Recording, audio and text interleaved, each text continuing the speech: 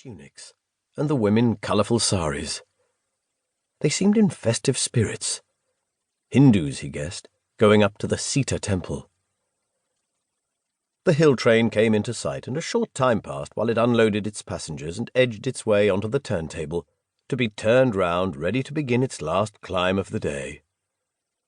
In spite of the number of times he had made the journey, De Silva felt a pleasant rush of anticipation as he took his seat.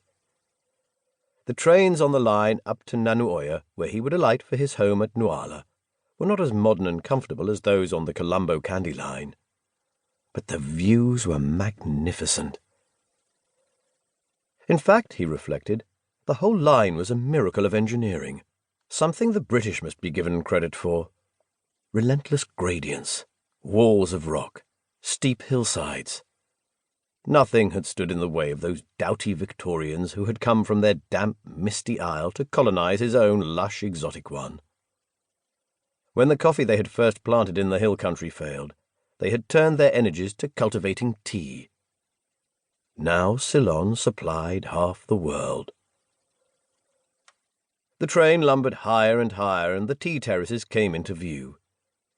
Endless vistas of vivid green, made up of gracefully curving, neat lines of bushes, kept low so that the supply of leaves that the women pluckers took would always be newly sprouted and tender.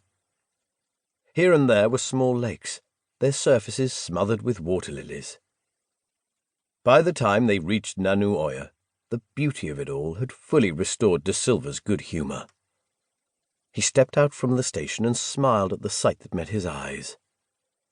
The last rays of the sun gleamed on the dark blue paintwork and spotless chrome of the Morris Cowley two-seater tourer, his most beloved possession, except, of course, his darling wife. The only servant he trusted to drive the Morris held the driver's door open for him to get in. De Silva gestured to his bags, and as he slid into the seat, inhaling the aromas of leather and wax polish, the servant strapped them on the back. Moments later the engine roared into life. The gear stick moved into first like a hot knife into butter, and the Morris glided forward.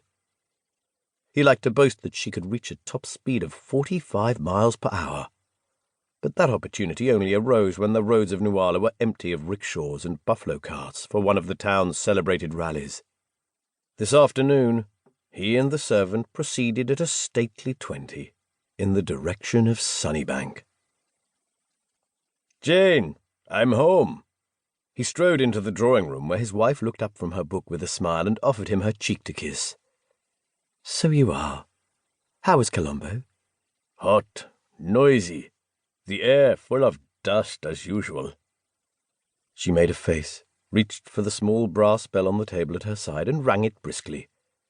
"I'll have some iced tea prepared, shall I?" "Excellent. I'll go and wash in the meantime." A silent-footed servant appeared in the doorway, and Jane De Silva nodded to him.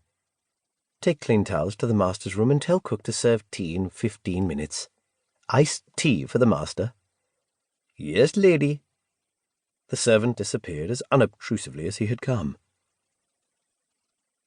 Half an hour later, fortified by iced tea and scones with thick cream and wood apple jam, De Silva recounted the events in Colombo's High Court that had led to 10 members of the Black Lotus gang being put behind bars for the next 20 years.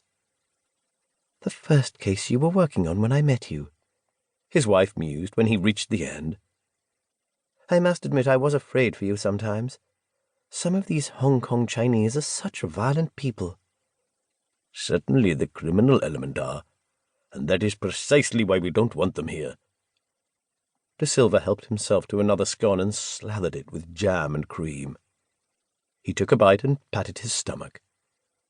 "These are too good. I shall have to ration myself in future." His wife raised an eyebrow. "You've said that before, dear." He chuckled. "I'll take a turn round the garden before dinner. That will make all the difference." In a far corner of the garden, an outdoor servant was engaged in the perpetual task of sweeping up, his broom making a faint scratching noise through the dry leaves. De Silva felt the springiness of the lawn under his feet. He smelt the sweet aromas of frangipani and jasmine, and all the many scents of his